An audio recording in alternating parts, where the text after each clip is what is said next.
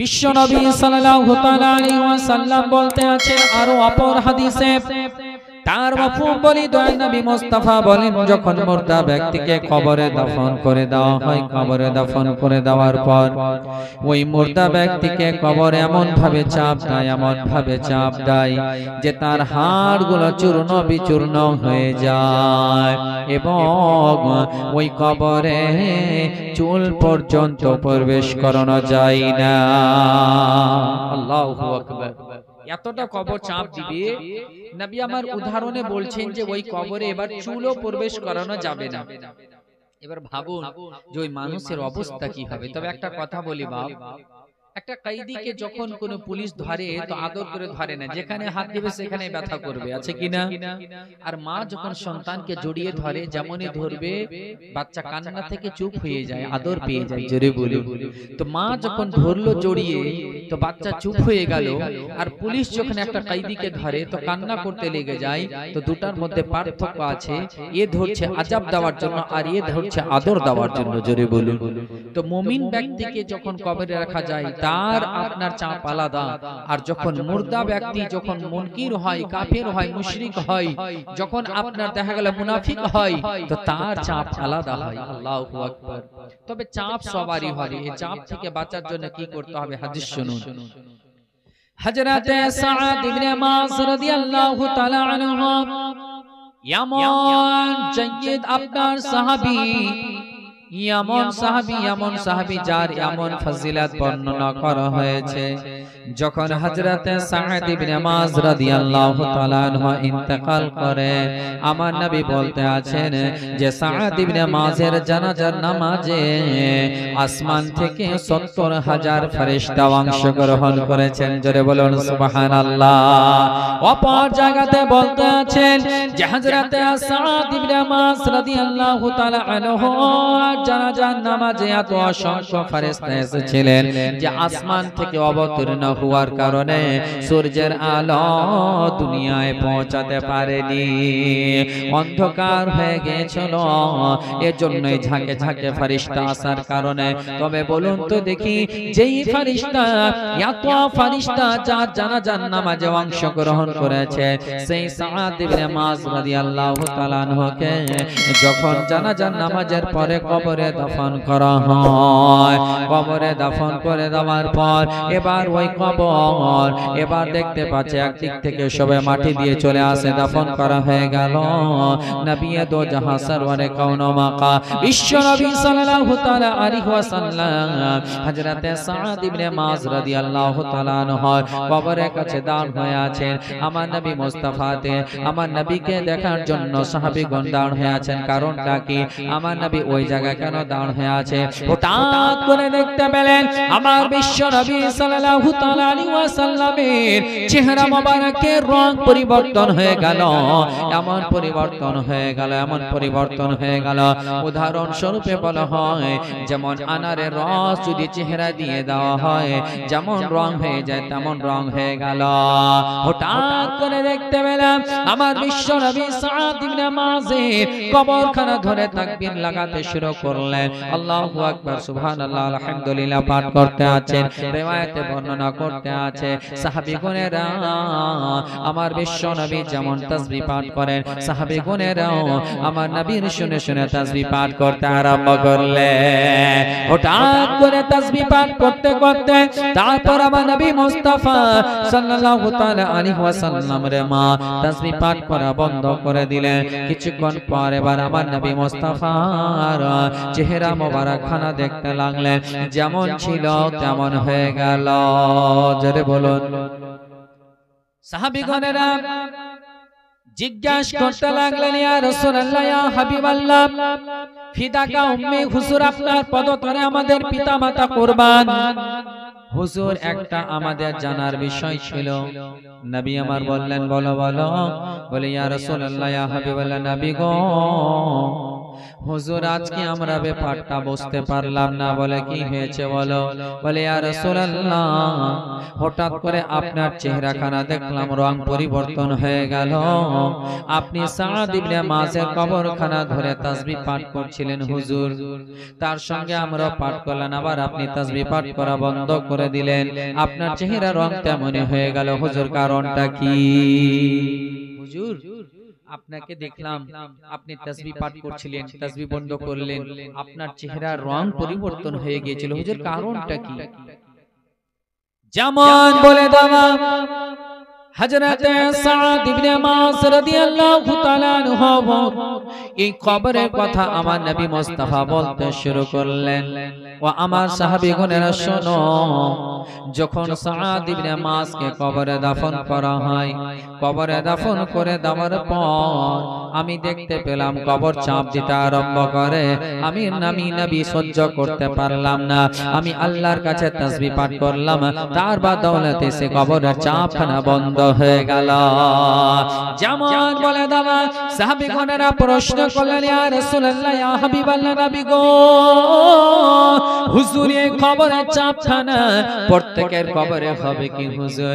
আমার নবী মুস্তাফা বলতে আছেন, ও আমার সাহাবীগণেরা শোনো, আজ যদি কেউ কবরের চাপ থেকে রেহাই পেত, সর্বপ্রথমে সাদ ইবনে মাস কবর থেকে চাপ থেকে রেহাই পেত। সাহাবীরা বলছে, ইয়া রাসূলুল্লাহ, এই কবরের চাপ কি প্রত্যেকের কবরে হবে?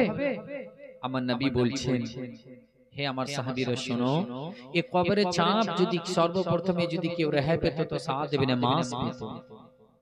যেমন বলে দাও সাহাবীগণেরা বলতে লাগলেন, ইয়া রাসূলুল্লাহ, ইয়া হাবিবাল্লাহ, নবী গো, তাহলে হুজুর আপনি আজকে সাদ ইবনে মাযের কবরে আছেন, আজকে আমাদের কবরে যদি কালকে আপনি না থাকেন হুজুর, আমাদের কি অবস্থা হবে?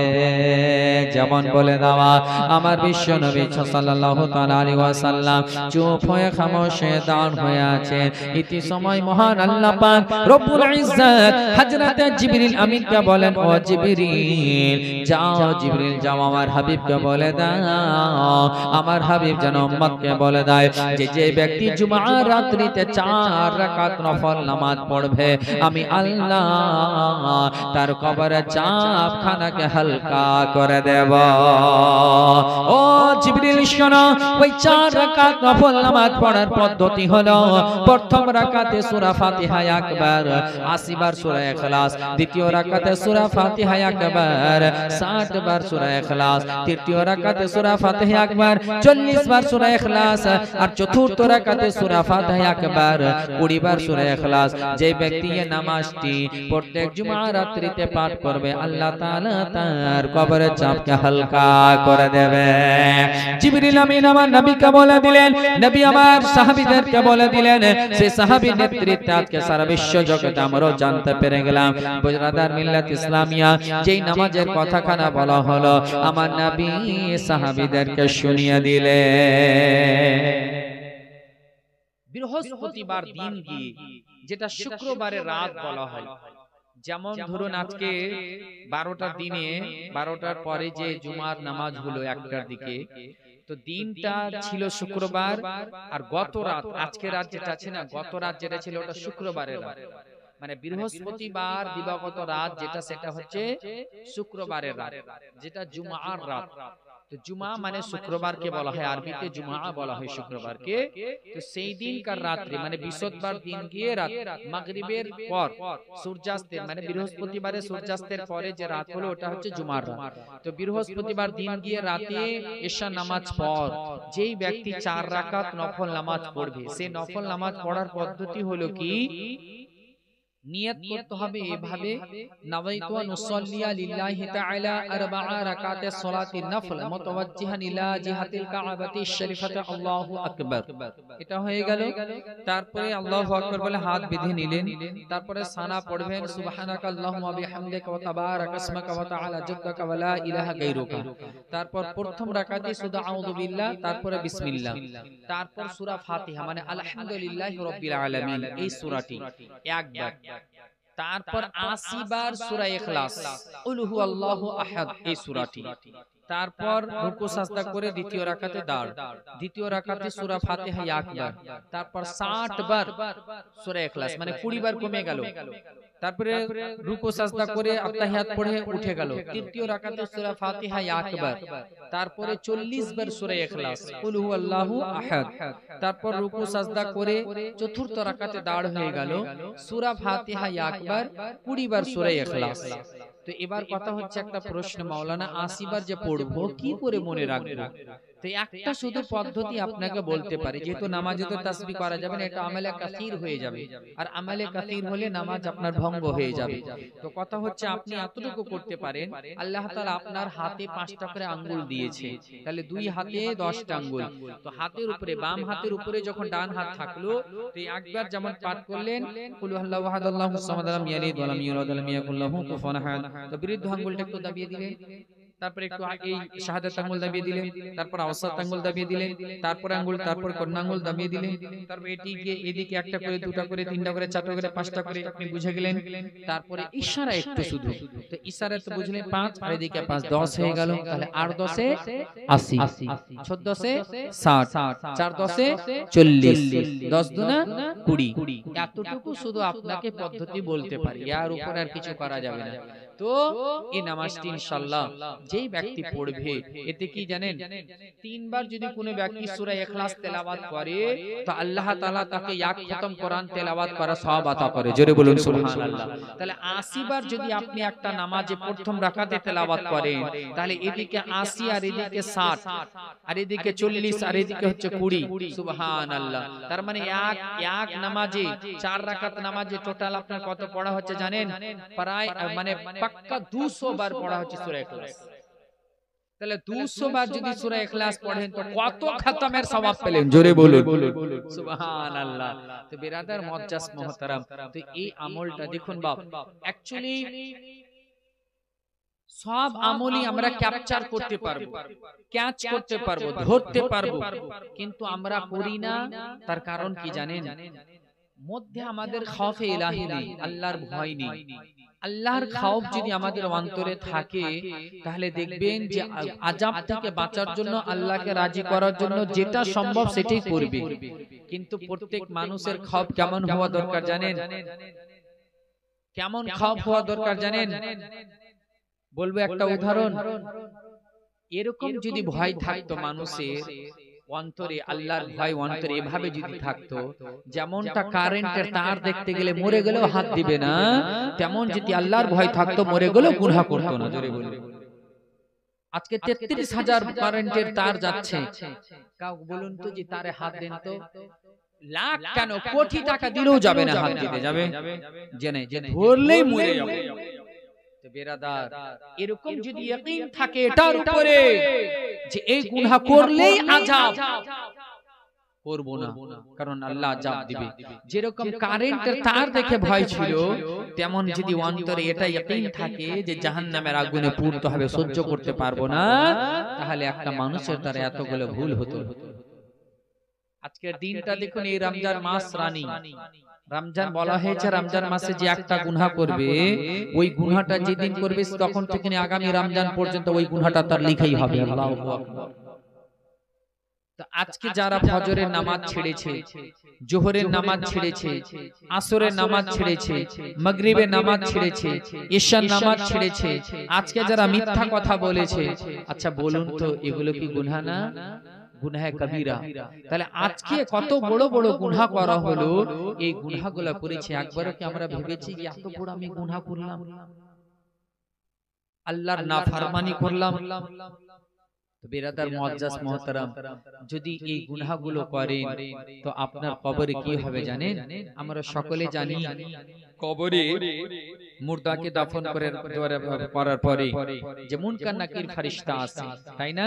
কিন্তু তার আগে রুমাত, কিতাবে বলা হয়েছে রুমান, কোথা জায়গা রুমাত।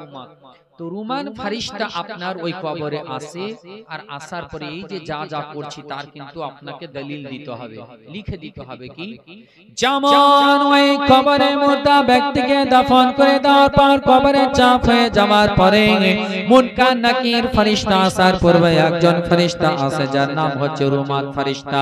আমার বিশ্ব নবী সাল্লাল্লাহু তাআলা আলাইহি ওয়াসাল্লাম বলে ওই রুমান ফারিস্তা ওই মুর্দা ব্যক্তির কবরে আসার পরে রে মা ওই মুর্দা ব্যক্তিকে জাগরণ করে দেওয়ার পরে ওই মুর্দা ব্যক্তিকে বলতে আছে, ও আল্লাহর বান্দা, তুমি দুনিয়ার বুকে কি কি আমল করেছো তুমি এই জায়গায় আমাকে লিখে দিতে হবে, তুমি এই জায়গায় আমাকে লিখে দাও। মুর্দা ব্যক্তি তখন বলতে আছে আল্লাহর ফেরেশতাকে, ও আল্লাহর ফেরেশতা, আমি এই জায়গায় কেমন করে আমি লিখে দেব? এজন্য আমার কাছে কোনো খাতা নাই, কোনো কলম নাই, কোনো কালি নাই, আমি কেমন করে লিখব? রুমান ফেরেশতা বলতে আছে, তোমাকে খাতা নিয়ে চিন্তা করতে হবে না, তোমাকে কলম নিয়ে চিন্তা করতে হবে না, তোমার কালি নিয়ে চিন্তা করতে হবে না। বলে কেন চিন্তা করতে হবে না? এজন্য শোনো, তোমার কাপড়ের কোনার দিক থেকে কাপড়খানাকে ছিঁড়ে তুমি খাতা রূপে ব্যবহার করো। মুর্দা ব্যক্তি বলতে আছে, খাতা তো পেয়ে গেলাম, কলম কোথায় পাবো? রহমতের এদিকে রুমান ফেরেশতা বলতে আছে যে তোমার হাতের শাহাদাত আঙ্গুল খানাকে তুমি কলম রূপে ব্যবহার করো। এবার মুর্দা ব্যক্তি বলতে আছে, আমি কালি কোথায় পাবো? বলে কালি নিয়ে তোমাকে কোনো চিন্তা করতে হবে না। বলে কেন? বলে এজন্যই তোমার মুখের থুতুকে তুমি কালি রূপে ব্যবহার করো। এবার ওই মুর্দা ব্যক্তির মা দুনিয়ার বুকে যা যা নেক কাজ করেছে, আপনার 5 ওয়াক্তের নামাজ পড়েছে লিখে দিল, রমজানের রোজা রয়েছে লিখে দিল, যাকাত দিয়েছে লিখে দিল, নেক কাজ করেছে লিখে দিল, দরুদ শরীফ পাঠ করেছে লিখে দিল, সালাত ওয়া সালাম পাঠ করেছে লিখে দিল, দান খেরাত করেছে লিখে দিল, যা যা নেক কাজ হয় সমস্ত নেক কাজ লিখে দিল। কিন্তু বাবা, প্রত্যেক মানুষের কোনো না কোনো একটা গুনাহ থেকে যায়। দেখা গেল গুনাহ থেকে গিয়েছে, এবার যেমন গুনার কথা লিখতে যাবে, আর ওই মুর্দা ব্যক্তি লিখছেন না, যেমন বন্ধ হয়ে যাওয়া, চুপ হয়ে যাওয়া। রুমান ফেরেশতা বলে কেন বন্ধ করে দিলে লিখা? এবার তোমার মন্দ কাজগুলোকে লিখো। ওই মুর্দা ব্যক্তি বলতে আছে, আমাকে লিখতে লজ্জাবোধ হচ্ছে। বলে শোনো, এই জায়গায় লজ্জাবোধ করে লাভ নাই। গুনাহ করার সময় লজ্জা তুমি করনি, শরম করনি, হায়া করনি, এই জায়গায় তোমার লজ্জা বোধ করা হবে না। তবুও লিখতেছি না। কিতাবের মধ্যে বলতে আছে, যেমন না লিখবে তখন রুমান ফেরেশতা একটি যেমন ভয়ঙ্কর আযাব দেখাবে, তখন সঙ্গে সঙ্গে লিখতে আরম্ভ করে দিল। গুনার কথা লেখা হয়ে গেল। যেমন লেখা কমপ্লিট, লিখা যখন তার পরিপূর্ণ হয়ে গেল, এবার লেখা সমাপ্তি করে দিয়ে এবার রুমান ফেরেশতা বলতে আছে, এটাকে তুমি তোমার গলাতে সুন্দর করে তুমি ঝুলিয়ে নাও। গলায় ঝুলিয়ে নিল বাবা, আর বলে এটা নিয়ে তুমি মিজানে যাবে। এবার রুমান ফেরেশতার কাজ শেষ রে মা, এবার ওই কবরে আসবে মুনকার নাকির। যে মুনকার নাকির হাদিস শরীফের মধ্যে বলা হয় যে মুনকার নাকির ফেরেশতা, দুইজন ফেরেশতা, একজনের নাম হচ্ছে মুনকার, একজনের নাম হচ্ছে নাকির। ওই দুজন ফেরেশতা প্রত্যেকের কবরে আসবে। জোরে বলুন সুবহানাল্লাহ। যেই মুনকার নাকির সম্পর্কে বলা হয় একদম মাথা থেকে পা পর্যন্ত চুকচুকে কালা, চোখগুলো আগুনের মতো লাল, আর চুলগুলো আপনার মাথা থেকে পা পর্যন্ত ঝুলবে। এমতো তাদের শক্ল সুরত, এই মতো শক্ল সুরত নিয়ে আসবে ওই মুর্দা ব্যক্তির কাছে। তবে মা বোনেরা, যারা নামাজি হবে, নেককার, পরহেজগার, মুত্তাকি হবে, হাদিস শরীফের মধ্যে বলতে আছে, যখন আপনার নেককার ব্যক্তি কবরে রুমা আপনার মুনকার নাকির ফেরেশতা আসবে, বলতে আছে যেমন পায়ের দিক থেকে আসবে, তখন ওই ব্যক্তি যদি নামাজি হয়, নামাজ কবরে দাঁড় হয়ে যাবে। মুনকার নাকির কে নামাজ বলবে, ও মুনকার নাকির ঈশ্বর, তোমাদেরকে এই কবরে প্রবেশ করতে দেব না। বলে কেন দেবে না? বলে এজন্য আমি হচ্ছি নামাজে ব্যক্তি, সারা জীবন নামাজ পড়েছে, আমি তার নামাজ কবরের সঙ্গী হয়ে গেছি। আমি তোমাদেরকে কবরে প্রবেশ করতে দেব না। এবার যেমন ডান দিক থেকে আসবে রমজানের রোজাদার হয়ে গেল, রোজা বলতে আছে ও মন কানে করে শোনো শোনো, আমি হচ্ছি রোজা, এই ব্যক্তি রমজান মাসে রোজা রাখত, আমি তার কবরের সঙ্গী হয়ে গেছি। যেমন বাম দিক থেকে আসবে রে মা, বাম দিকে যাকাত দাঁড় হয়ে গেল, যাকাত বলতে আছে এই ব্যক্তি যাকাত দিত, এই ব্যক্তি দান দিত, আমি তার দান যাকাত আমি দাঁড় হয়ে আছি, তোমাদেরকে এই কবরে প্রবেশ করতে দেব না। যেমন মাথার দিক থেকে প্রবেশ করতে আসবে মা, মাথার দিকে তার দান সদকা নেক আমল দরুদ শরীফ সবকিছু আমল দাঁড় হয়ে যাবে। বলবে ও মন কানা কি আমরা তার নেক আমল রয়েছে, এই কবরে আমি তোমাদেরকে প্রবেশ করতে দেব না। কিতাবের মধ্যে বলতে আছে এবার মুনকার নাকির দূর থেকে দ্রুত গতিতে যাবে আর ওই কবরে প্রবেশ করে যাবে। আর যেমন প্রবেশ করে যাওয়ারে মা, এবার ওই মুর্দা ব্যক্তিকে আপনার প্রশ্ন করবে। তবে বলুন, যেই কবরে নামাজ রোজা হজ যাকাত তার নেক আমল থাকবে, তার উত্তরটা আসান হবে না কঠিন হবে? একটু জোরে বলুন। যেমন মুনকার নাকির প্রশ্ন করবে মার রাব্বুকা, নেককার বান্দা বলবে রব্বি আল্লাহ। দ্বিতীয় প্রশ্ন করবে মা দীনুকা, তখন ও বলবে দ্বীন ইসলাম। তারপর তৃতীয় প্রশ্ন নবী আমার দাঁড় হয়ে থাকবেন আর ইশারা করবেন মা কুনতা তাকুলু ফি হাযার রাজুল, তুমি এই ব্যক্তির সম্পর্কে কি বলতেছিলে? তখন বলবে আশহাদু আল্লা ইলাহা ইল্লাল্লাহ ওয়া আশহাদু আন্না মুহাম্মাদান আবদুহু ওয়া রাসূলুহু। জোরে বলুন সুবহানাল্লাহ। ও মা বোনেরা, এর জন্য বলে দেবি যেই নবীকে না দেখে আজকে সালাত ও সালাম পড়তে আছে, যে নবীকে না দেখে দরুদ শরীফ পাঠ করে, যে নবীকে না দেখে ফজরের সময় সালাম পড়ে, যে নবীকে না দেখে আপনার বাবা ঝুমে ঝুমে দরুদ পড়ে, সেই নবীকে যখন একজন আশিকে রাসূল সামনে দেখেন তখন কি বলবে? জোরে বলুন। এর জন্য কবি বলছেন कि कब्र में सरकार आए तो मैं कदमों में गिरूं, गर फरिश्ते यूं उठाए तो मैं उनसे यूं कहूं, अब तो पाए नाज से मैं ऐ फरिश्तों क्यों उठो, अब तो पाए नाज से मैं ऐ फरिश्तों क्यों उठो, मर के पहुंचा हूँ यहाँ इस दिलरुबा के वास्ते, तड़पा के उनके कदमों में मुझको इराद शाह, जिस वक्त हो लहदा में, जिस वक्त हो लहदा में जियारत रसूल की, हाँ जिस वक्त हो लहदा में जियारत रसूल की, क्यों करना मेरे दिल में हो उल्फत रसूल की, हाँ उल्फत रसूल की। अरे जन्नत में लेके जाएगी, जन्नत में लेके जाएगी चाहत रसूल की, हाँ जन्नत में लेके जाएगी चाहत रसूल की। कि पूछे जो नबी मन नकीरन कब्र में,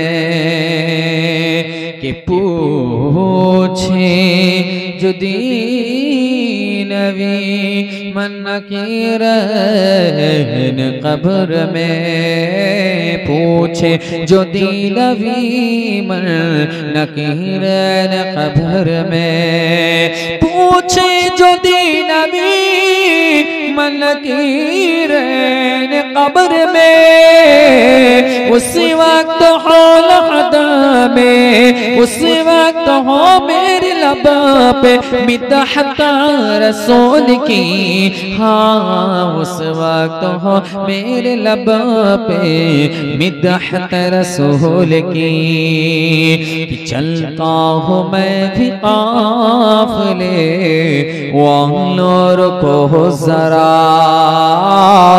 चलता हूँ मैं भी काफिले वालों को जरा, चलता हूँ मैं भी काफिले वालों रुको जरा, मिलने दो बस मुझे भी, मिलने दो बस मुझे भी इजाजत रसूल की, हाँ मिलने दो बस मुझे भी इजाजत रसूल की, मिलने दो बस मुझे भी इजाजत रसूल की। कि सरकार ने बुला के मदीना दिखा दिया, होगी नसीब होगी मुझे नसीब शफाअत रसूल की। बोलुन सुभान अल्लाह। আমার নবী বলছেন कि मन सारा कब्री वजबत लाहु शफाअती, যে ব্যক্তি আমার রওজা জিয়ারত করলো তার জন্য আমার শাফাত ওয়াজিব হয়ে গেল। জোরে बिरादर मुअज्जज शेर सुनुन। कि सरकार ने बुला के मदीना दिखा दिया, होगी मुझे नसीब शफाअत रसूल की। या रब दिखा दे आज की शब जलवाए हबीब, एक बार तो अता हो, एक बार तो अता हो ज़ियारत रसूल की, हाँ एक बार तो अता हो ज़ियारत रसूल की। क्यों करना मेरे दिल में हो उल्फत रसूल की, क्यों करना मेरे दिल में हो उल्फत रसूल की। যেমন বাবা তিনটি প্রশ্নের উত্তর দিয়ে দেওয়া, তিনটি প্রশ্নের যেমন উত্তর দিয়ে দেওয়া নেককার বান্দার মুনকার নাকির ফেরেশতা এবার তখন আসমানের দিক করে মুখ করে বলতে আছেন, যেমন বলতে আছে আল্লাহ তোমারে বান্দা সঠিক উত্তর দিয়ে দিয়েছে। উপর থেকে গায়বী আওয়াজ আসতে আরম্ভ হয়ে গেল, ও আমার ফেরেশতা শোনো, আমারে বান্দা সঠিক উত্তর বলে দিয়েছে, যাও যাও তার জন্য জান্নাতের দরওয়াজা খানাকা খুলে দাও, জান্নাতের হাওয়া পৌঁছে দাও, কবর খানাকে হাতে নিগাহ পর্যন্ত কুশাদা করে দাও, আর তার নাকি নিগাহ যতদূর পর্যন্ত যাবে কুশাদা করে দাও, জমিন থেকে আসমান পর্যন্ত কবরখানাকে খোলামেলা করে দাও, আর তাকে দুলহার মতো ঘুমিয়ে দাও। নাম কানামাতিল উরুস, জোরে বলো। আমরা এই যে উরুস উরুস বলি না, যেমন আগামী কালকে দাঁড়িয়েপুরে উরুস আছে না, এই উরুস কথার অর্থ হচ্ছে দুলহা। দুলহা তো আল্লাহ তাআলা বলছেন ফেরেশতা আমার ওই নেক সালেহ বান্দাকে দুলহার মতো ঘুমিয়ে দাও। নাম কানামাতিল উরুস, নাম ফেলে আমার এসে নাম তুমি ঘুমাও, কানামাতিল উরুস যেমন দুলহা ঘুমায়, যেমন দুলহা ঘুমায় তেমন আরামসে ঘুমিয়ে গেল। এ বেরাদার তখন ঘুমাবে, উঠবে কখন? কিয়ামতের ময়দানে। তো তখন থেকে কিয়ামতটা কত কাছে লাগবে জানেন? মনে হচ্ছে আসর থেকে মাগরিবের যে সময়টা তার কাছে সেই সময়টা, জোরে বলুন। আর কিয়ামতের দিন হচ্ছে 50,000 বছরে একটা দিন, কিন্তু জান্নাতি ব্যক্তির কাছে মনে হবে আসর থেকে মাগরিবের মতো সময়টা, জোরে বলুন। পুলসের রাতটা হবে 30,000 বছরের রাস্তা, কিন্তু জান্নাতি ব্যক্তির জন্য বিজলির মতো চমকে চটাক করে যেমন বিজলি চমকে চলে যায় তেমন চমকে জান্নাতে চলে যাবে। তাহলে দুনিয়াতে যদি আল্লাহকে রাজি করার জন্য নেক সালেহ পরহেজগার বানা যায়, গুনাহ থেকে বাঁচা যায়, নেকির দিকে যাওয়া যায়, তাহলে দেখুন জান্নাত এত নিকটে সুবহানাল্লাহ, সে মুহূর্তের মধ্যে চলে যাবে জান্নাতে। কিন্তু আজি জেনে মোহতারাম আমরা নিজেরাই আমরা কঠিন করছি। আর যারা উত্তর দিতে পারবে না তার অবস্থা কি হবে? যেমন মুনকার নাকির ফেরেশতা ওই মুর্দা ব্যক্তিকে জিজ্ঞাসা করবে যে দুনিয়ার বুকে আপনার কোনো নেক কাজ করেনি বাবা, আল্লাহকে রাজি করেনি। তাকে যখন প্রশ্ন করবে মার রাব্বুকা, বলবে হায় হায় লা আদরি। বলবে মা দীনুকা, বলবে হায় হায় লা আদরি। বলবে মা কুনতা তাকুলু ফি হাজার রাজুল, বলবে হায় হায় লা আদরি। ফেরেশতা বলবে তখন যে আমরা জানতাম তুমি এটাই উত্তর দিবে। বলে তুমি কোথায় এটা এরকম কেন করলে, তুমি এরকম কেন করলে বলো। বলবে যেটা মানুষকে বলতে শুনেছি সেটাই বলেছি। তখন গায়বী আওয়াজ আসবে, আওয়াজ আসবে, আল্লাহ তাআলা বলবে ও আমার ফেরেশতা, এই আমার এই বান্দা সঠিক উত্তর দিতে পারেনি, তার জন্য কবরকে সংকীর্ণ করে দাও, কবরকে আগুনে ভরে দাও। জাহান্নাম থেকে একজন এবং কোন কিতাবে বলা হয়েছে দুইজন ফেরেশতা আযাবের জন্য চলে আসবে। ওই কবরের মা যেই কবরে তিনটি প্রশ্নের উত্তর দিতে পারলো না, সেই কবরে জাহান্নাম থেকে দারোগা আসবে, আপনার জাহান্নাম থেকে ফেরেশতা আসবে আযাব নেওয়ার জন্য। আর ওই কবরে আপনার আযাব শুরু হয়ে যাবে। বিশ্বনবী সাল্লাল্লাহু তাআলা আলাইহি ওয়াসাল্লাম বলেন প্রথমে যেই কবরে আযাবটা হবে সেই আযাবটা হলো ওই মুর্দা ব্যক্তির মাথাতে হাতুড়ির বাড়ি মারা হবে। বাবা এমন হাতুড়ি জোরে বাড়ি মারবে যে ফেরেশতা বলা হয়েছে নবী আমার বলতে আছে ওই হাতুড়ির আওয়াজ পূর্ব থেকে পশ্চিম পর্যন্ত জিন এবং ইনসান ব্যতীত সবাই শুনতে পাবে। যেই ফেরেশতা আযাব নেবে কিতাবের মধ্যে বলা হয় যে আযাবের ফেরেশতা ওই কবরে থাকবে। ওই ফেরেশতা চোখ দিয়ে দেখতে পাবে না, কান দিয়ে শুনতে পাবে না। এজন্য যদি চোখ দিয়ে দেখতে পায়, কান দিয়ে শুনতে পায় রে মা, যদি মায়া হয়ে যায়, দয়া হয়ে যায়। এজন্য ওই ফেরেশতার ডিউটি শুধু এটাই, ওই মুর্দা ব্যক্তির উপরে শুধু আযাব নেওয়া। তবে মা ও বাবাজি ও ভাইরা রে, ওই কবরের জন্য আমাদের সকলকে তৈয়ারি করতে হবে। এজন্যই আমরা আজকে দুনিয়াতে এত ব্যস্ত আছি রে মা, এত মগ্ন হয়ে গেছে দুনিয়া নিয়ে, শুধু দুনিয়া দুনিয়া দুনিয়া দুনিয়া। আমাদের কারো মৃত্যু বলে কোনো স্মরণ থাকে না। এজন্য নিজের মৃত্যুকে একদিন নয় দুদিন নয়, একদিন নয় দুদিন নয়, বরঞ্চ দিনে 70 বার করে স্মরণ করতে হবে, নবী বলতে আছে। এজন্য একজন কবি বললেন একদিন, আজকে বিরাদার সারা দিন পার হয়ে গেল, সারা দিনের মধ্যে আমরা একটা বারো আমাকে আপনাকে মরতে হবে এটা ভাবিনি। কিন্তু কবি বলছেন একদিন প্রাণ পাখিটা উড়াল দেবে, থাকবে না আর ভবে। এই যে বাড়ি ঘর আছে না, কতদিনের জন্য থাকবেন বলেন? কত সুন্দর বাড়ি বলেন তো। বাস আপনি যদি দুনিয়াতে সোনা দিয়ে বাড়িটা তৈরি করেন, তবুও আপনি জান্নাতে যেটা পাবেন তার কিছুই না এটা। একদিন প্রাণ পাখিটা উড়াল দেবে, থাকবে না আর ভবে। একদিন প্রাণ পাখিটা উড়াল দেবে, থাকবে না আর ভবে। তাহলে কোথায়?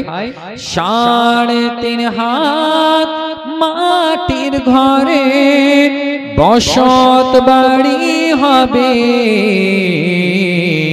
আমার বসত বাড়ি হবে। একদিন প্রাণ পাখিটা উড়াল দেবে, থাকবে না আর ভবে। তারপরে কবি বলছেন দুনিয়াদারি সঙ্গ হবে, ছুটবে না আর বেলা, থেমে যাবে একদিন দিন জীবন নদীর খেলা। দুনিয়াদারি সাঙ্গ হবে ছুটবে না আর বেলা থেমে যাবে একদিন নদী জীবন নদীর খেলা পাড়া পড়শি সজল সুজন ভুলবে আমায় সবে ভুলবে আমায় সবে একদিন প্রাণ পাখিটা উড়াল দেবে একদিন প্রাণ পাখিটা উড়াল দেবে থাকবে না আর ভবে এই যে বললাম না আজকে আমরা দুনিয়া নিয়ে ব্যস্ত বাড়ি গাড়ি টাকা পয়সা ধন দৌলত এই সমস্ত কিছু নিয়ে আমরা ব্যস্ত থাকি আজিজানে মুহতারাম কিন্তু যতই আপনি দিলকে সুকুন দিয়ে রাখেন কতদিন আজকে কত ভালো লাগছে না গ্রামের সঙ্গে প্রতিবেশীদের সঙ্গে বসে রয়েছি ইফতারি করছি উঠা বসা করছি এই বেরাদার একদিন এই প্রাণ পাখিটা এই আপনার রূহ আত্মাটা আপনার একদিন চলে যাবে আপনাকে ছেড়ে সেদিন আপনার জিসিমটা মুর্দা হয়ে যাবে একদিন প্রাণ পাখিটা উড়াল দেবে থাকবে না আর ভবে দুনিয়াদারি সাঙ্গ হবে ছুটবে না আর বেলা থেমে যাবে একদিন নদী জীবন নদীর খেলা পাড়া পড়শি সজল সুজন ভুলবে আমায় সবে ভুলবে আমায় সবে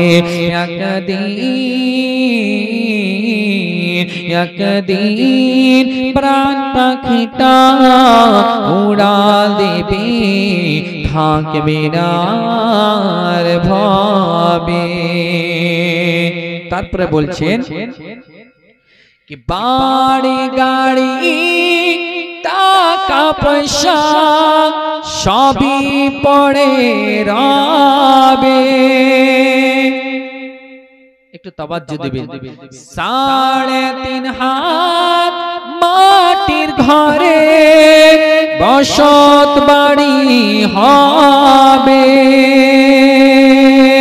নিথর দেহের ঠাঁই হবে না দালান কোঠার ঘরে বাড়ি গাড়ি টাকা পয়সা বাড়ি গাড়ি টাকা পয়সা সবই পড়ে রবে আরে সবই পড়ে রবে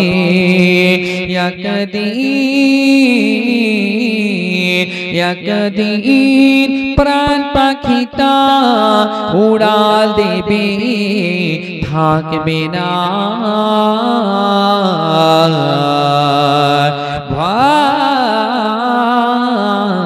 ভাবে ভাবে পড় আল্লাহুম্মা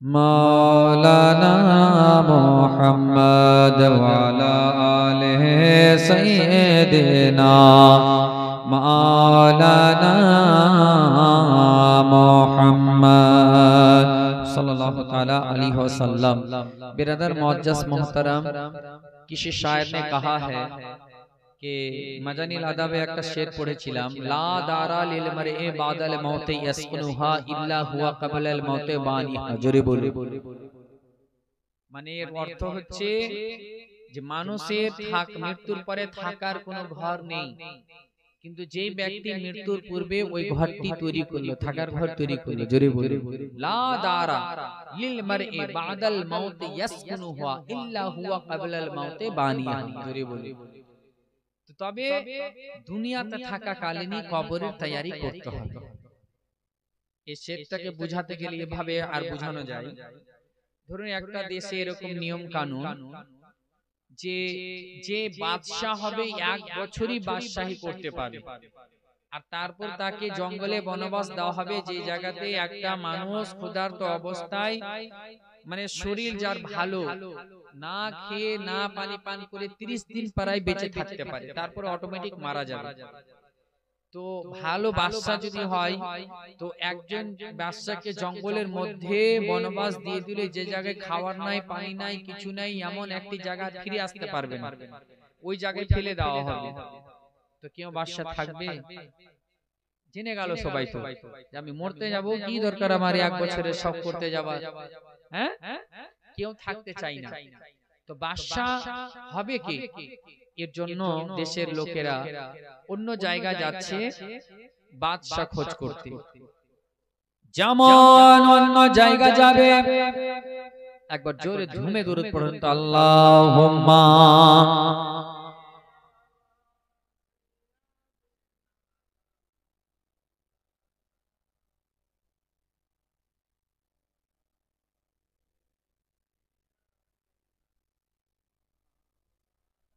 মুহাম্মাদ, আল্লাহুম্মা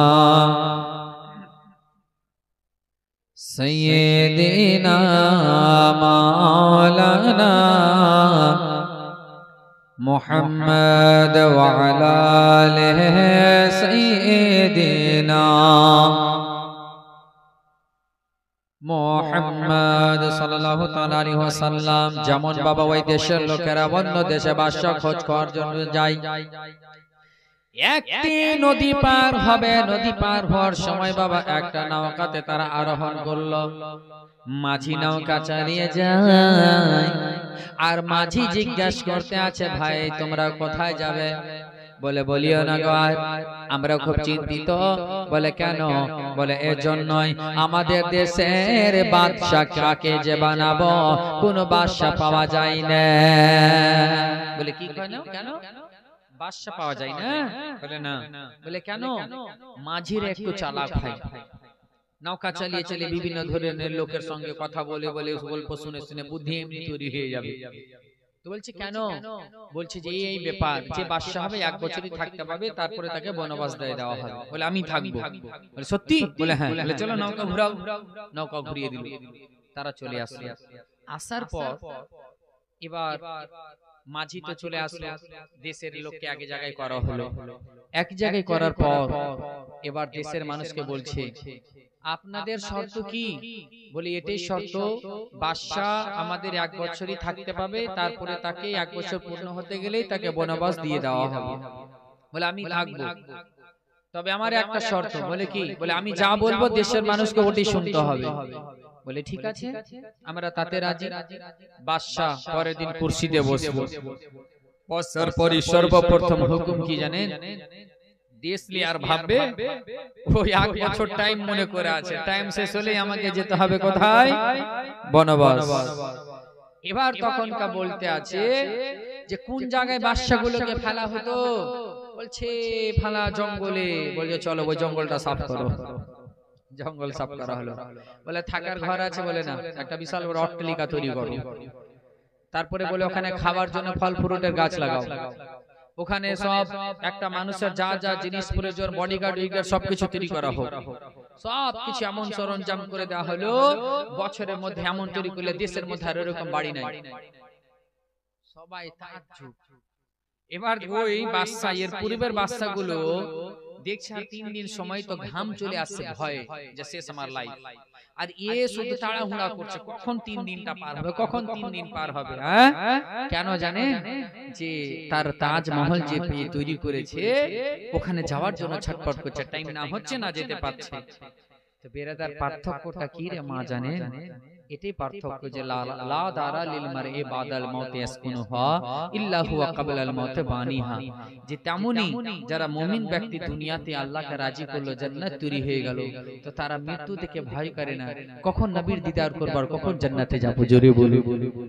আর যারা গুনাহ করে থাকে, যদি বলে যায় তুমি ডাক্তার বলে দিয়েছে তুমি একটা মাছ বাঁচবে, তো তুই আচার ধাপার বাড়ি ঘর বিক্রি কর, কি করে বাঁচা যাবে? এই বেরাদার, আমরা মুসলমান বাঁচার চেষ্টা করি কিন্তু মরার না, হাত্তাকে মৃত্যু থেকে বাঁচে কেন লাভ নেই, বরঞ্চ মৃত্যুর পর জাহান্নাম থেকে বাঁচার চেষ্টা করুন। মৃত্যু থেকে বাঁচার চেষ্টা করে লাভ নাই, জাহান্নাম থেকে বাঁচার চেষ্টা করুন, জিন্দেগি কামিয়াব হবে। আর মৃত্যু থেকে বেঁচে কি করবেন? আচ্ছা আজকে বেঁচে গেলেন, 10 বছর পর আবার তো মৃত্যুর কাছে আসতে হবে। আচ্ছা আবার বেঁচে গেলেন, তারপর কতদিন বাঁচবেন বলেন? কতদিন? 60 বছর, 70, 80, 90, 100, তারপরে তো আবার যেতে হবে। তো যখন যেতেই হবে তো ওখানে তৈয়ার করুন না বাবা। আজকে রমজান মাস চলছে না, এই রমজান মাসের দ্বিতীয় 10 দিন আরম্ভ হলো। এটা হচ্ছে ইস্তেগফারের প্রথম 10 দিন রহমত, দ্বিতীয় 10 দিন ইস্তেগফার, আর তৃতীয় 10 দিন হচ্ছে নাজাত। তো আজকে এই ইস্তেগফার যে আপনার বখশিশের জন্য চলছে, এই বখশিশের জন্য এই টাইমগুলোতে বেশি বেশি ইস্তেগফার করুন, তওবা করুন, সব সময় ইস্তেগফার বেশি বেশি তেলাওয়াত করুন, আল্লাহর কাছে মাফি চাওয়ান।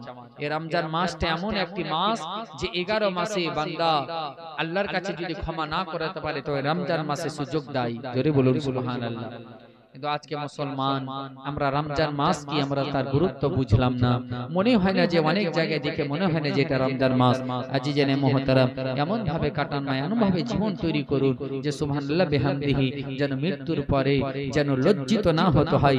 রাসূল পাক জিজ্ঞাসা করবে কবরে, হে আমার উম্মত বলো তোমার মডেলের অবস্থা কি? হাদিস শরীফের মধ্যে আছে, যখন একজন এই মডেল থেকে কেউ ইন্তেকাল করে কবরে যায়, তাকে আমার নবী এই উম্মতগুলোর কথা জিজ্ঞাসা করবে। জোরে বলুন সুবহানাল্লাহ। আমার নবী জিজ্ঞাসা করে, হে আমার উম্মত বলো মডেলের গ্রামের আমার উম্মতদের খবর কি, তারা কেমন আছে? তো আমার ওই মুমিন ভাই যখন কবরে আমার নবীকে বলে, যদি সবাই নেক কাজ করে তো বলবে ইয়া রাসূলুল্লাহ সবাই আপনার উপরে ঝুমে ঝুমে দরুদ পড়ে, সারা নেক আমল করে, তো নবী খুশি হবে। আর যদি বলে সবাই গুনাহতে লিপ্ত, তাহলে নবী আমার দুঃখ পেয়ে যাবে। যে নবী মুস্তাফা উম্মতের মাগফিরাতের জন্য এখন পর্যন্ত নিজের রওজাত রব্বি হাবলি উম্মতি, রব্বি হাবলি উম্মতি, ময়দানে মাহশরেও বলবেন রব্বি হাবলি উম্মতি। জোরে বলে আজিজানে মুহতারাম, আজকে আমাদের তৈয়ারিটা কি আছে? আজকে আমরা আমার নবী বলতে আছেন সকাল হতে গেলে সন্ধ্যার অপেক্ষা করিও না, আর সন্ধ্যা হতে গেলে সকালের অপেক্ষা করিও না। তাহলে আজকে আমরা কেমন করে বলি যে 10 বছর পর এটা করব, 1 বছর পর ওটা করব, আমরা নেক কাজ করি না, আর বড় বড় সোচ করছি। হঠাৎ করে কখন কার কি মৃত্যু হয়ে যেতে পারে আমরা শুনি না। হঠাৎ বিশেষ ঘোষণা, ফেলা জন ইন্তেকাল করে গেছে, এই ব্যক্তি তো কালকে কথা বললো জি মডেল স্ট্যান্ডে, বলে হ্যাঁ লোকটা হঠাৎ মারা গেল জি। এ বেরাদার কি হতে পারে? দেখালো ও ইন্তেকাল করলো, যদি আপনি করে যেতেন তো কি হতো? আচ্ছা এখানে অনেকজন বসে আছেন, আপনার অনেক চিনার পরিচয় বন্ধু বা কাকা চাচা যার সঙ্গে ওঠা বসা করতেন, সে আপনার মারা গেছে না, এখন সে কবরে আছে না? আচ্ছা বলুন তো, আজ যদি আপনি মরে কবরে থাকতেন, ও যদি এই দুনিয়াতে থাকতো, তাহলে কি করতেন? চেঞ্জ করার কিছু পদ্ধতি অবলম্বন করতে হয়। অনেক পদ্ধতি আছে যেগুলোকে আমাদেরকে স্মরণ করতে হবে বাবা। এজন্য বলে যে আজ মৃত্যুকে আমরা ভুলে রয়েছি, মৃত্যুকে ভুললে হবে না। প্রত্যেকটি সময়, দুঃখের সময় মৃত্যুকে স্মরণ করতে হবে, খুশির সময়ও মৃত্যুকে স্মরণ রাখতে হবে। চোখেরই পলকে তুমি হতে পারো লাশ, চিরতরে বন্ধ হবে তোমার নিঃশ্বাস। চোখেরই পলকে তুমি হতে পারো লাশ, চিরতরে বন্ধ হবে তোমার নিঃশ্বাস। চোখেরই পলকে তোমায় হতে পারো লাশ, চিরতরে বন্ধ হবে তোমার নিঃশ্বাস। আর হঠাৎ করে মসজিদে যখন এলান হবে বিশেষ ঘোষণা, ফালাজন ইন্তেকাল হয়ে গেছে, আল্লাহু আকবার।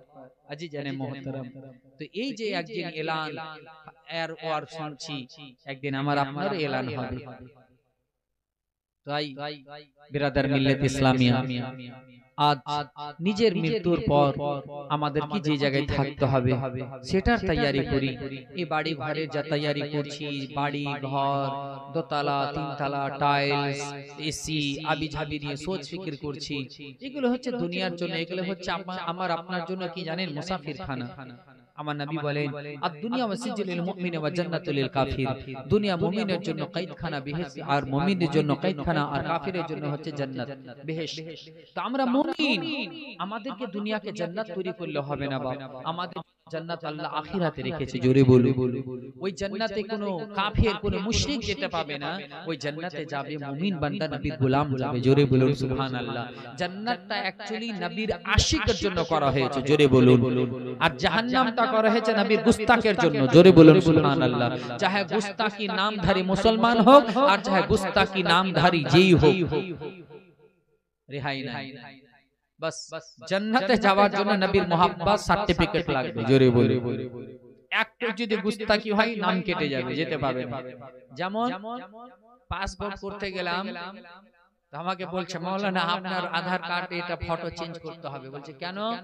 বলছে যে এটা ফটো ছোট কার আছে, এখনকার ফেসের সঙ্গে করতে হবে। আবার করে আসলে বলছে 1 মাস পর দেবে, তারপর পাসপোর্ট হবে। ভাবলাম যে হয়তো ইনশাআল্লাহ এই রমজানে হতে যেতাম উমরাতে, তো খাইর নবী যখন ডাকবে তখন ইনশাআল্লাহ যাবই। তবে ইনশাআল্লাহ দোয়া করবে এই সালের মধ্যে আপনার চেষ্টায় যখন হোক ইনশাআল্লাহ বের হবে আল্লাহর রহমতে। প্রচুর ব্যস্ততা কাজের মধ্যেও, তবে জিন্দেগিটা আপনি যেমন ভাবে কাটাবেন আল্লাহ তাআলা আপনাকে তেমন ভাবে কাটাতে দিবে। জোরে বলুন। कुरान बोले ला युकल्लिफुल्लाहु नफ्सन इल्ला उस्आहा, अल्लाह ताला किसी नफ्स को मुकल्लफ नहीं बनाता मगर उसकी ताकत के मुताबिक। आज के माने कि এখানে আছে ধর্মজি নামাজ, এই কিছুদিন পরে এই ধর্মজি নামাজ কেমন আপনার কি এখন ধরছেন না, এখন পড়ছেন না, তো আপনাকে সুযোগ দিয়েছে, মাপ আছে, গুনাহ হবে না। এই বেরাদার এক ওয়াক্তের নামাজ যেই ব্যক্তি ছেড়ে দেবে সেই ব্যক্তিকে ৮০,০০০ মানে ৮০ কোটি বছর জাহান্নামে থাকতে হবে। আল্লাহু আকবার। ৮০ কোটি বছর জাহান্নামে পড়তে হবে এক ওয়াক্তের নামাজ ছেড়ে দেওয়ার জন্য। এই কথার জন্য আমি একটা প্র্যাকটিক্যালে বলি, কথাটা মনে রাখবেন। কি জানেন জোহরের আজানে কতক্ষণ? জোহরের নামাজে আমাদের কতটা টাইম লাগে? 10 মিনিট 15 মিনিট। আচ্ছা 15 মিনিট টাইম লাগছে ধরেন, তো 15 মিনিট আপনি নামাজ পড়তে যেন না, বাড়িতে একটা কাজ করবেন কাল থেকে। কি করবেন জানেন? আয়রন আছে বাড়িতে, ইস্ত্রি আয়রন, ওই আয়রনটা ফুল হিট দিবেন, আর মসজিদ আজান হবে আর সবাই যাবে নামাজ পড়তে, আপনি বাড়িতে ওই আয়রনটা ফুল হিট দিয়ে বুকের উপরে দিয়ে থাকবেন। পারবেন দিয়ে থাকতে?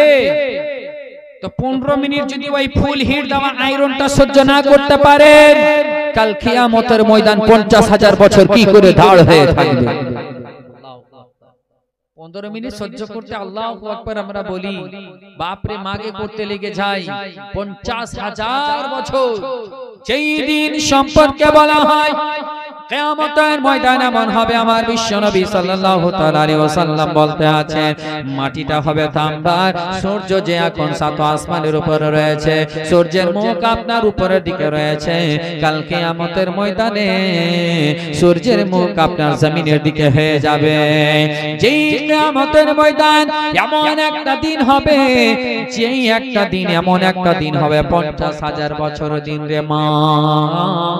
আজকে দুনিয়ার বুকে আমরা 40 বছর 50 বছর অতিবাহিত করতে কত কি আমাদের সময় পার হয়ে যায়, কিন্তু রে মা যে 50,000 বছর এমন একটা কঠিন দিন, সেই দিন সবাই নাফসি নাফসি করবে, ভাবুন তো দেখে কেমন হবে। কিন্তু যারা নেককার বান্দা, যারা দুনিয়াতে আল্লাহকে রাজি করেছে, যারা আল্লাহকে রাজি করেছে, রাসূলকে রাজি করে নিয়েছে, তারা কাল কিয়ামতের ময়দানে আরশে আজমের ছায়ার তলে থাকবে। জোরে বলুন সুবহানাল্লাহ। যাদের মন সব সময় মসজিদের দিকে লেগে থাকবে, তারা সেই ছায়ার তলাতে থাকতে পাবে। জোরে বলুন। যারা আপনার ইনসাফওয়ার আদিল হবে, ইনসাফওয়ার হবে, বাদশা হবে, ইনসাফওয়ার, তারা ওই ছায়ার তলে থাকতে পাবে। আজি জানে মোহতারাম বিরাদার মিল্লাত ইসলামিয়া, তো আমাদের মনটা মসজিদে তো দূরের কথা, নামাজ পড়ার ইচ্ছা নেই। তার আগে যদি একটু লং হয়ে গেল, সব দেরি করে দিল মনে হয়, মানে মসজিদে মন টিকবে না। হ্যাঁ এই বিরাদার নামাজ যখন পড়বেন একটা কথা বলি বাপ, সব সময় নামাজ যখন নিয়ত করবেন, নিয়ে এই খুশি আর খুঁজে পাবেন কেমন করে জানেন? ভাববেন যে আমি কাবা শরীফের সামনে দাঁড় হলাম, মানে এটা তো আপনার খুশি আর খুঁজে সহজে আসবেন। হাত্তাকে হাদিসে বলা হয়, আমার নবী বলেন নামাজে যখন দাঁড় হবে তো তখন কি বলবে? এটাই মনে করবে যে আমি আল্লাহকে দেখছি, আমি আল্লাহর সামনে দাঁড় হলাম। যদি আল্লাহকে দেখছি না দেখতে পাও তাহলে এটা ভাববে আল্লাহ আমাকে দেখছে। জোরে বলুন সুবহানাল্লাহ। তো এখন তো বেরাদার আমাদের ওয়াসওয়াসা কি হয় জানেন? একজন বলছে মাওলানা সাহেব নামাজ কি করে পড়বো, নামাজের নিয়ত করতে যাচ্ছি এটা ওটা ভাবনা চিন্তা চলে আসে, তা আসবে না কেন? এই যে মোবাইল, সবসময় ফেসবুকে ব্যস্ত, হোয়াটসঅ্যাপে ব্যস্ত, এই খাড়াই ওয়ার গিবাতে ওয়ার চুগলিতে এগুলোতে সব সময় ব্যস্ত, তো কেমন করে সোচ আসবে না? মেমোরিটা খালি আছে আপনার জেহেনে, তো সব সময় দুনিয়া ঢুকছে। এখন আপনি ভেবেছেন সকাল হইতে গেলে একদম যাব ওখানে ফালা, ওর কাছে টাকা পাবো, ওর কাছে টাকা পাবো, ওর কাছে নিতে যাবো, এই একদম জেহেনে ঘুরছে। নামাজ নামাজ যাবো হিসাব করছে এক জায়গাতে বাবা। হ্যাঁ নামাজ পড়তে গিয়ে এক জায়গাতে একটা স্ট্যান্ডার্ড মসজিদ, তো এশার নামাজের টাইমে মাওলানা নামাজ পড়াচ্ছে, তো মানুষ মাত্রাই ভুল হয়, তো ইমাম সাহেব 3 রাকাতে বসে গিয়েছে। 3 রাকাতে বসে যাওয়ার পর ওই বিরাদার আপনার যে ব্যবসায়িক ব্যক্তি ও কিন্তু দাঁড় হয়ে গেছে। তারপর সবাই বসে থেকে গেছে, যেহেতু ইমাম সাহেব বসে থেকে গেছে, তো সবাই উঠলো। ওরকমা দেওয়ার পর উঠে আবার নামাজ কমপ্লিট করলো। বলছে বাপরে তোমার এত খুশি খুঁজো, খুশি খুঁজো, আমি হিসাব করছি ডেলি যে 4 রাকাতে যে হিসাবটি করতাম ওটি তো মিলেই নি, আর ইমাম সাহেব বসে গেছে, ওজন্য ভাবলাম যে হিসাব নামাজ কমপ্লিট হয়নি। তাপ দেখেন ওর কি কি হিসাব ছিল, ওই 4 রাকাতে ওটা যেটি হিসাব করতো ওটি মিলেনি ওর হিসাব, ওজন্য বুঝা গেছে নামাজ কমপ্লিট হয়নি। তো এই হচ্ছে আমাদের নামাজ পড়া। হ্যাঁ এই বেরাদার নামাজ যখন পড়বেন এটাই ভাববেন আজকে আমার ইশারে ওয়াক্তটা শেষ নামাজ, হয়তো আমি আর ফজরের নামাজ পাবো না, আমি এখন বর্তমান শেষ নামাজ পড়ছি, আমার ডান দিকে জান্নাত, বাম দিকে জাহান্নাম, আর পিছনে হচ্ছে আমার ইজরাইল আছে। আল্লাহু আকবার, সামনে আল্লাহ আমাকে দেখছে।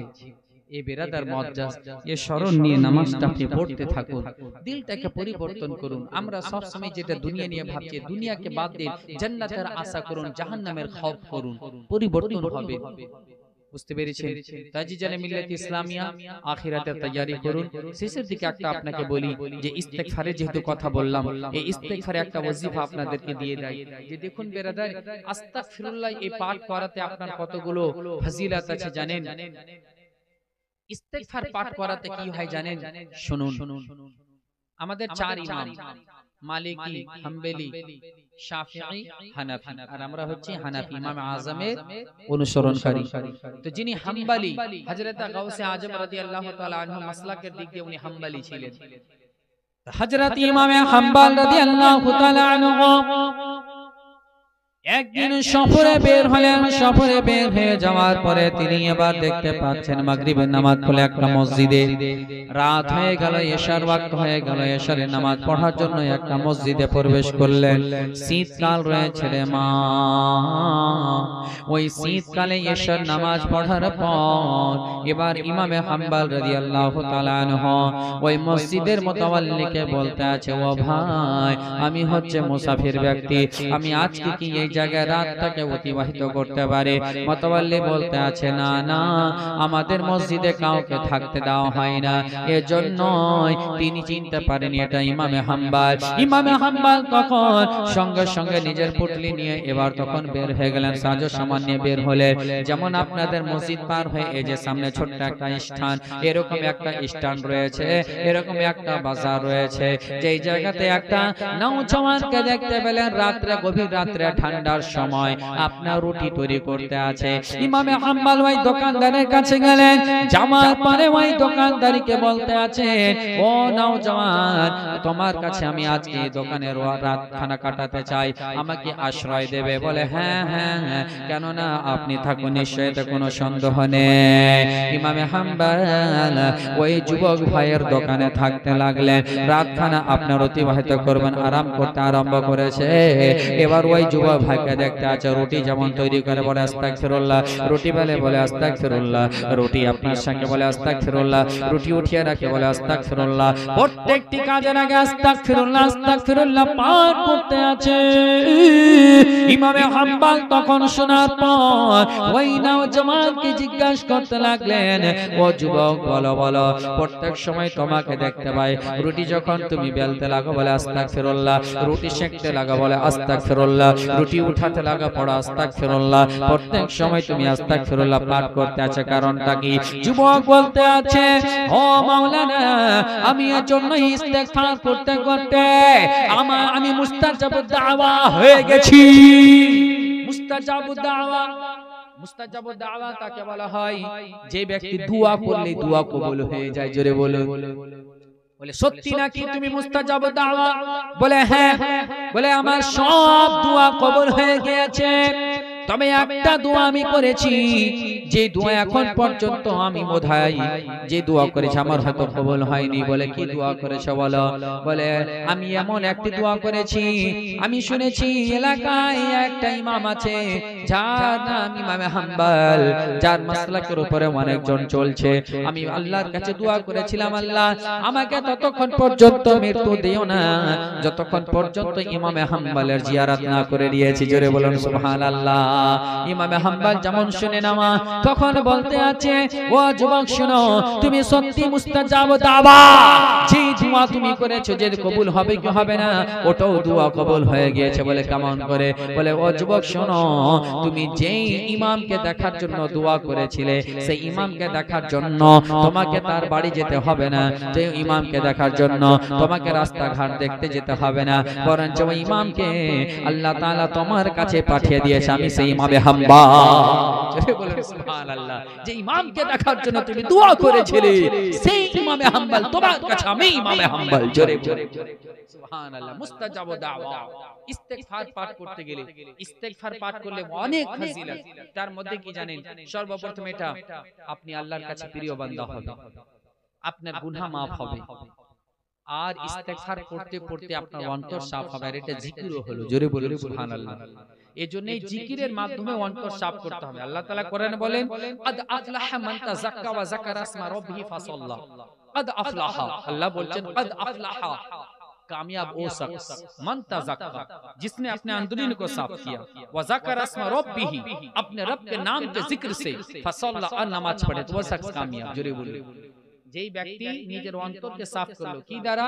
আল্লাহর জিকির দ্বারা। সুবহানাল্লাহ, আলহামদুলিল্লাহ, আল্লাহু আকবার, আস্তাগফিরুল্লাহ, কালমা পড়ে এগুলো পাঠ করে যে সব সময় ব্যস্ত থাকে, দেখবেন তার সুবহানাল্লাহ বিহামদিহি বেরাদার অন্তর সাফ হয়। আর যার অন্তর সাফ হয় সে নরম দিলের মানুষ হয়ে যায়। আর নরম দিলের যখন মানুষ হয়ে যায়, সে একটা কথা বলার আগে 5 বার ভাবে আমি বললে সে দুঃখ পেয়ে যাবে নাকি। জোরে বলুন। আমি এই কথাটা বলবো তো আমার এটা মিথ্যা হবে না সত্য হবে, যাচাই করে বলবে, তখন সে এমন হয়ে যাবে যে আল্লাহর প্রিয় বান্দা হয়ে যাবে। তবে আজিজানে মুহতারাম, আল্লাহ তাআলার প্রিয় বান্দা হতেই হবে, আল্লাহকে রাজি করতে হবে।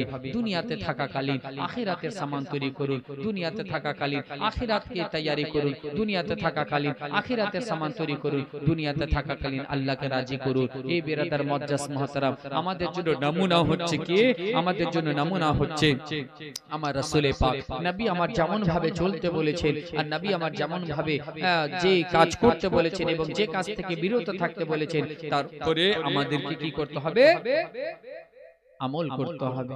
আজিজানে মিল্লাত ইসলামিয়া, তো আল্লাহ তাবারক তাআলার কাছে আমরা দোয়া করি যে এই 10টি আর যে আজকে 13টা রোজা পার, আগামী কাল 14 রোজা, আর যে আপনি এই রোজাগুলো পাচ্ছেন, বেশি বেশি ইস্তেগফার পাঠ করুন, গুনাহের জন্য তওবা করুন। আর বেরাদার একটা কথা বলি, ফর্মুলা বলে দিই মা, আজকে যদি না পারেন বা গত যে রোজা পার হয়ে গেল, সামনে 15টা রোজা যে পাবেন, আমরা তো রান্না করতে উঠি হয়তো 2টা থেকে 1:30টা থেকে 1টা থেকে রান্না করতে উঠি, আর আমার বাবা ভাইরা সবাই তো সাহারি খাওয়ার জন্য উঠেন।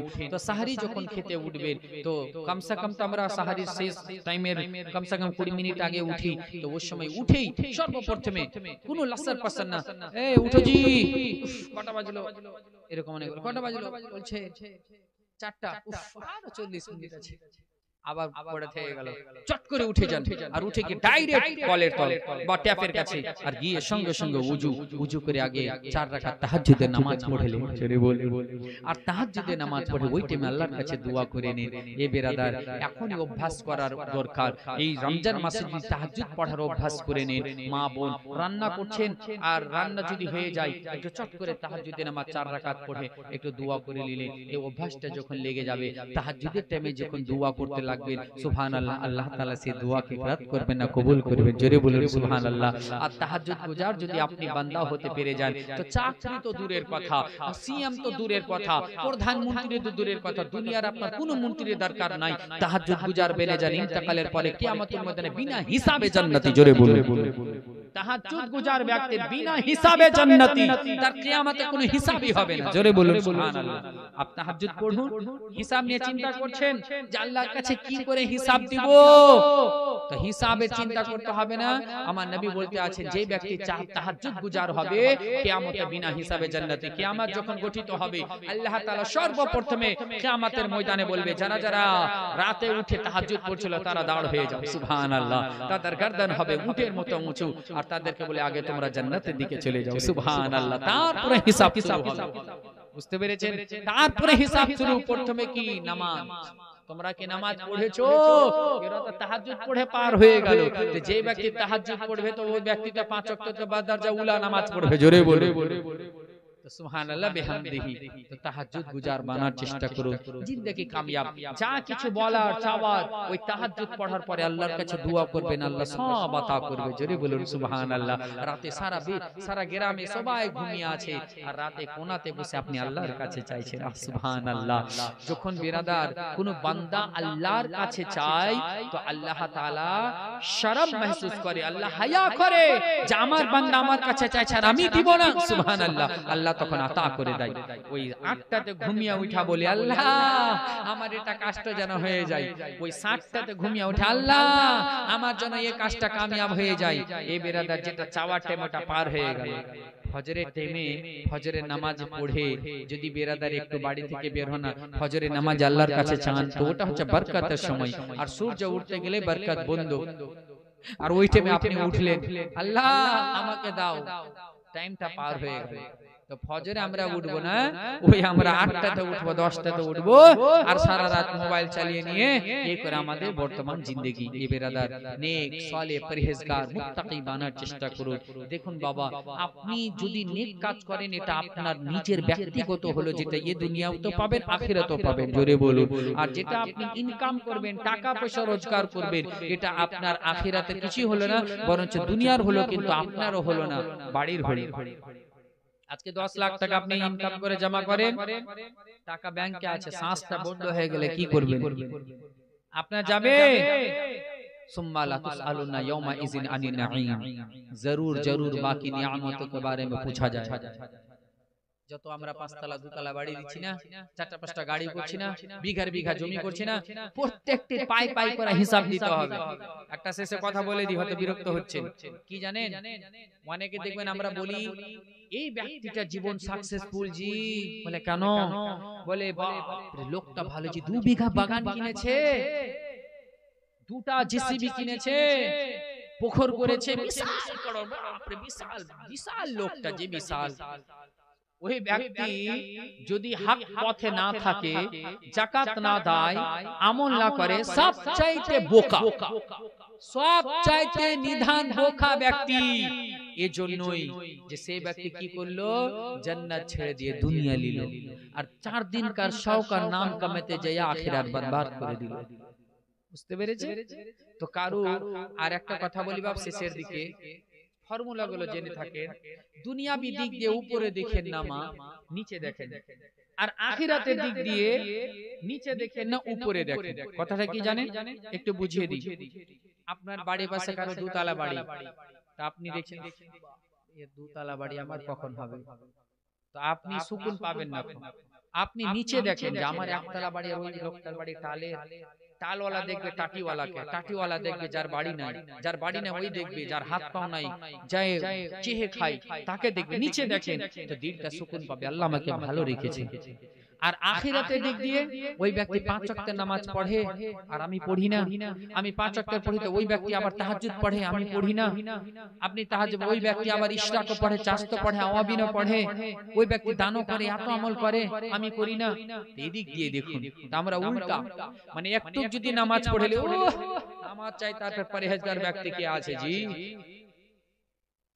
মানে যদি একটু আমল হয়ে যায়, এদিক দিয়ে আমরা নিজের দেখছি, হ্যাঁ মানে নিচেরটা দেখছি আমার থেকে কে কম আমল করছে, আর দুনিয়ার দিক দিয়ে উপরটা দেখছি, মানে অপোজিট বিপরীতটা করছি। কিন্তু দেখুন বাপ পরিবর্তন হন, চেঞ্জ হন, আখিরাতে তৈরি করুন। তাহলে শেষের দিকে আপনাদের আজকে জলসাতে একটা দর্স, একটা শিক্ষা দিচ্ছি।